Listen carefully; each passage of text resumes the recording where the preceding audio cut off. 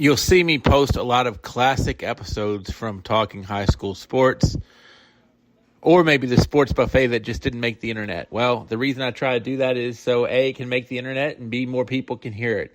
I try to keep it as relevant as it is to today and not have it be a classic, but it is a classic. In this episode, Jeff Woody, who was a coach at Brookville at the time, Don Rice, who was a coach at Jefferson Forest at the time, and Scott Abell, who was the coach at Amherst at the time, all sat down with me for a roundtable where we discussed what should the Virginia High School League do when it comes to playoffs.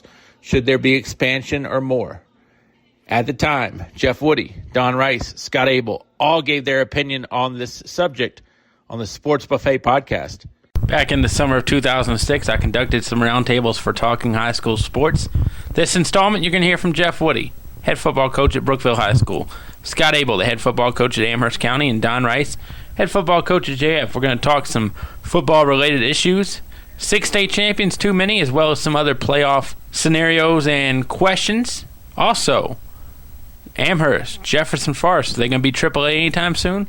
And what would that do to districts around here? We'll find out on this edition of the Roundtable on this Sports Buffet. The Roundtable back. I'm Scott Abell, Jeff Woody, and Don Rice here with me, head football coaches at Amherst, Brookville, and JF, respectively. And Coach Rice, we'll start with you. 6 state champions in the VHSL for football. Too many? No. Great. I love it. We didn't have it when I was in high school. We had just 3. But the thing is what it makes it like the VHS should be. We have 6 divisions. Mm-hmm. It's just like North Carolina, Florida, anywhere else. We have 6 divisions. We call it, it's 2 in each division. But I think the thing is that, if we just had 3, you're looking at 1 team from the Central District going to the playoffs. In my opinion, at least 4 every year should go from the Central District in the playoffs, at least 4. And so it gives more kids a chance to win a state championship, more kids a chance to go to the playoffs, to just, play more football and see what it's like to, play in the postseason. And like we tell our kids, our goal is to practice Thanksgiving Day. Mm-hmm. And some kids look at you like, what are you talking about? That's our goal. And until you practice on Thanksgiving Day, you don't really realize sometimes what it's all about. It's just a great thing to do that. But no, I think it's a good amount.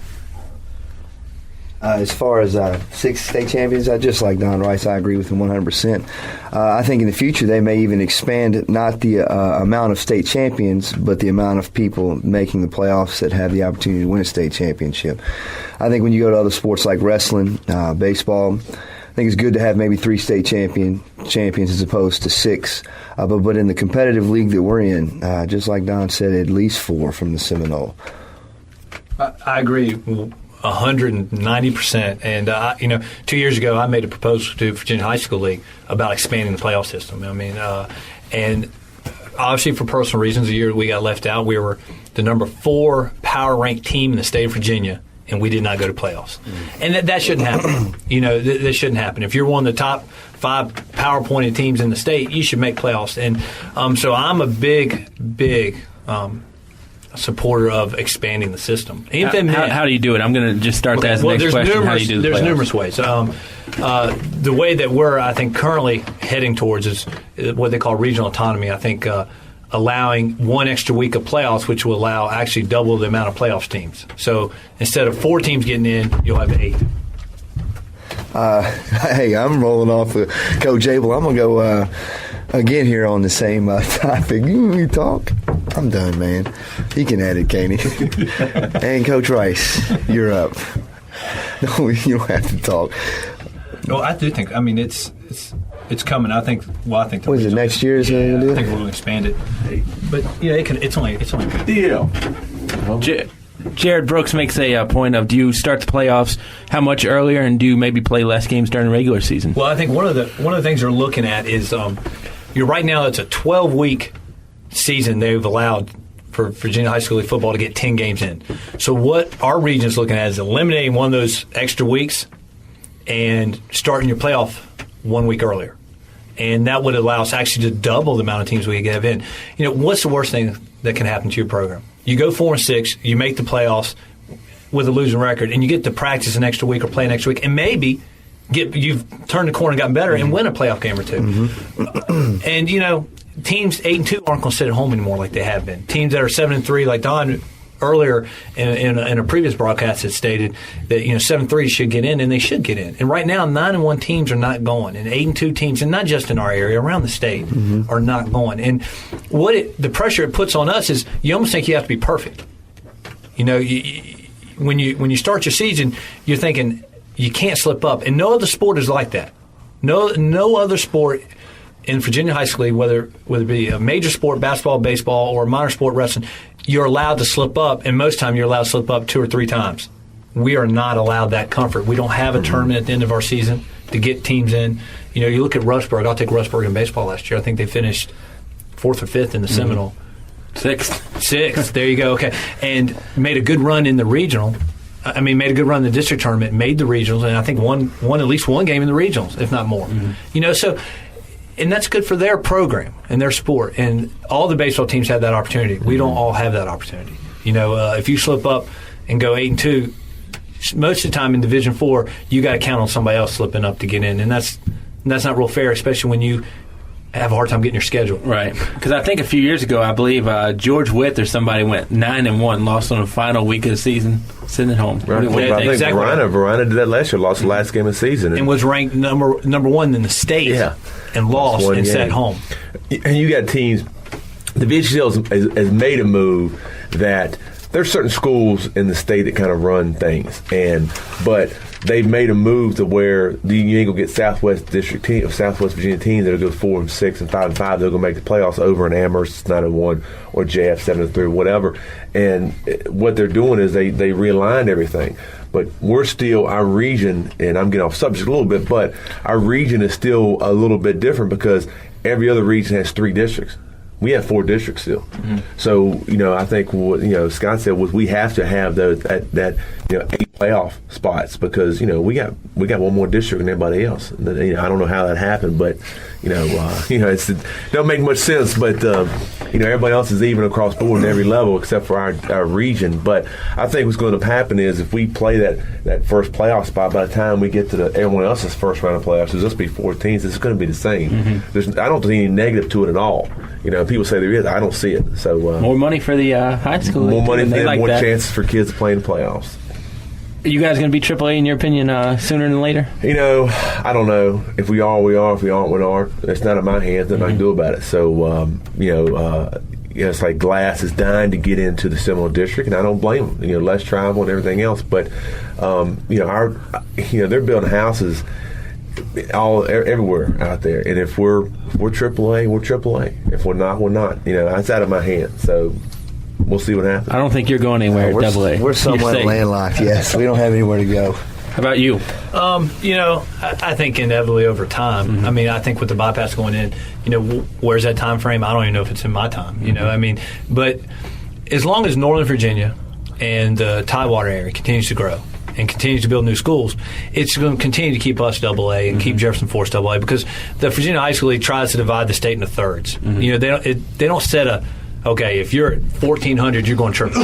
Instead, they take the amount of schools in the state and they divide them in thirds, and the bottom thirds single A and so on, and AA and AAA. And as long as they keep building new and bigger schools up in Northern Virginia, I think we'll continue to be 2A. I think one of the best proposals slipped by the Virginia High School League, which was proposed for a 4A state, which probably would have put us 3A, probably put Forest 3A, Heritage, Glass, which would have been a close district, and it would have kept the Division III teams in our district, which Brookfield, Liberty, Rustburg, and they would have had a 5 or 6 team district also, but that didn't pass through the state. So I think as long as I think we're safe in AA for now. And I think Don made a good point.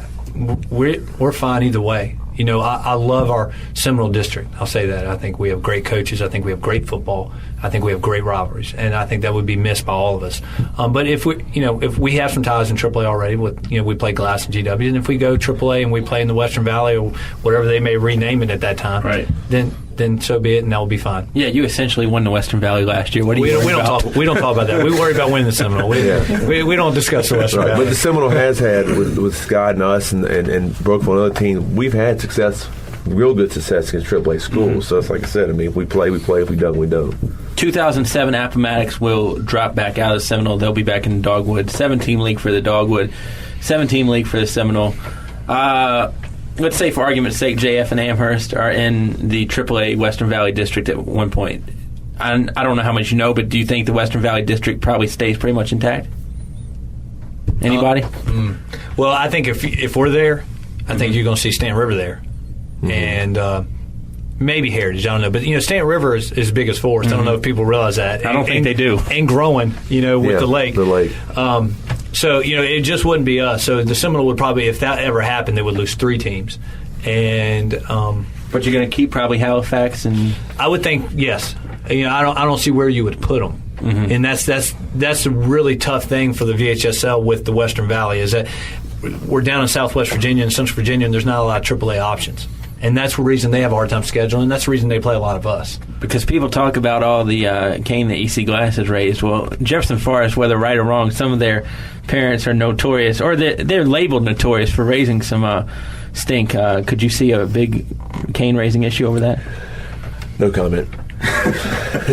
No, I don't. I mean, you can't. The VHL says that's what we're doing. That's what we're doing. So, I mean, I'm not too worried about it. I think that the bad thing right now, and Scott and I were in the same boat. I'm not sure if Jeff was that when Appomattox dropped out and they formed the new regions, we had a bear of a time trying to get games because people said they want to play us, and you've got a 4-team district with the Blue Ridge district. We got a 17 district, and you got a 5 and a 4 team up in the Valley North and South. So we still have 7.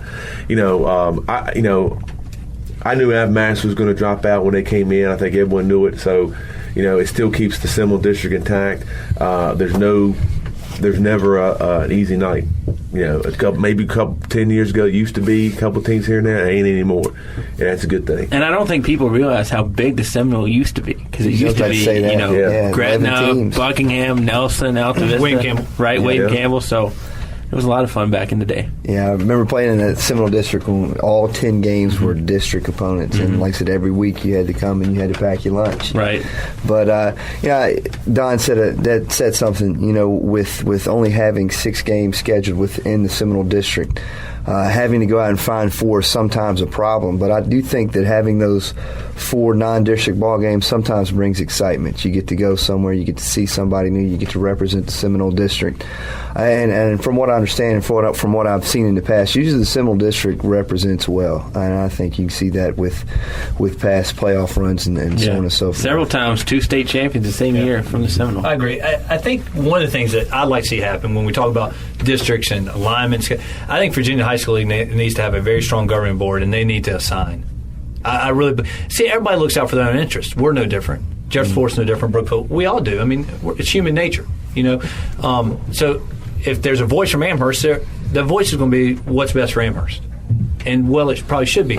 So there needs to be a stronger hand coming from the Virginia High School League that assigns teams to districts and doesn't give them a choice, and assigns districts to regions without discussion. Because what's being allowed to happen right now is you'll see bigger districts are separating and making 2 smaller districts, which allows more district champions, allows more teams from their district to get into playoffs at every sport, but yet they're scheduling the other district as they did when they were all in one big district. The Roanoke did it 6-7 years ago. The Valley's now done it.